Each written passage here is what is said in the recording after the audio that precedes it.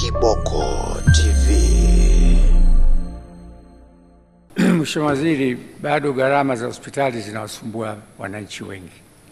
Utakuta kuna mgonjwa yuko hospitali, amelazwa, anafanyiwa dialysis ambayo ni tiba ambayo ina gharama, na wananchi wanachanga, ndugu zake wanachanga. Siku akikosa kuchanga, siku akiishiwa, yule hafanyiwi.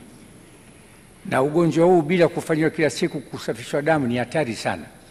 Sasa mtu kwa admitted, yuko kitandani hospitali, wauguzi na madaktari wanapita, wanamvuka sababu tu hana pesa ya kuchangia siku hiyo. Hili jambo naomba mlitizame vizuri. Uwe na utu. Hospitali hizi za serikali, mishahara inalipwa na serikali, umeme unalipwa na serikali, vifaa vinanunuliwa na serikali, na wananchi ni wa serikali. Niwaombe sana mwape taarifa huko wao na utu kidogo. Sio kila mtu anakuwa na uwezo wa pesa. Kuna kesi za kawaida kabisa, hata pale Muhimbili watu wanalazwa, wanafanywa dialysis, siku anashindwa kulipa, hafanyiwi. This is very bad. Jibu basi umepokea?